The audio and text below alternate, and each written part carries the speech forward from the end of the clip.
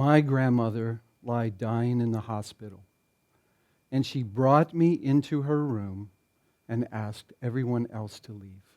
Obviously, she wanted to tell me something. I had to lean in to listen because her voice was so frail I could barely hear her. She wanted to share with me something that I said when I was a little boy. I was 17 years old, unable to understand the responsibility and definitely not ready to understand the depth of the meaning of the words that she was going to share with me just 10 minutes before she took her last breath. When you were little, you told me you wanted to help people love themselves so they could love each other. I knew exactly what my grandmother was sharing with me because to this day I still have a vivid memory of my 5-year-old self laying in the lush green grass, looking up at the bright blue sky, seeing airplanes fly over. I wanted to fly airplanes, but even back then there was a calling, a pull to people loving themselves and loving each other.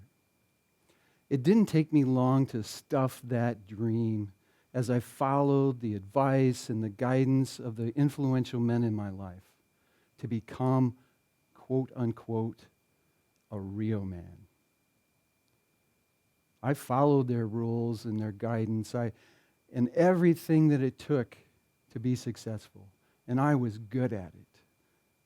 But there was always something missing.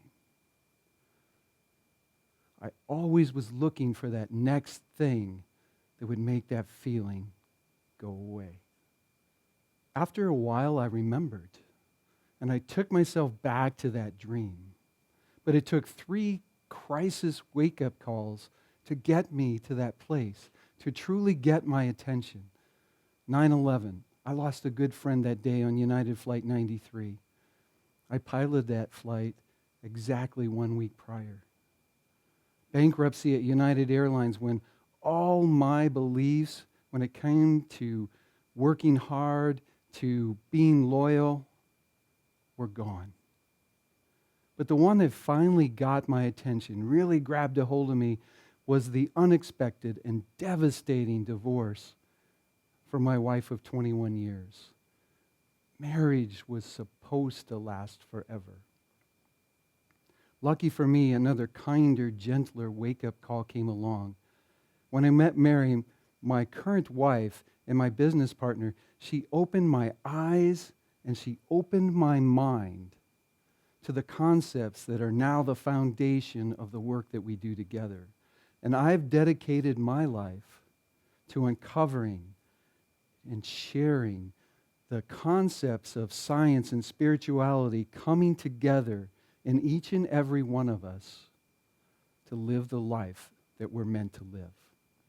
I have no doubt in my mind that I am here to be a co-pilot for people on their quantum journeys to this awareness and to the understanding that they're bringing a combination of gifts and talents together that no one has, unique to them. I'm living that dream of that 5-year-old. And in finding and living my purpose, I am helping others find and live theirs. What I've learned, each one of us is special. We have a gift to share. And unfortunately, the programming and fears of the past is stopping us from sharing it. But when you learn to look beyond the fears, master your mind, and live on purpose, the world can't help but be a better place. And each one of us can't help but be a self-empowered force of good. I finally get it. I accept how the science and magic has come together in my cosmic assignment, the assignment that I chose.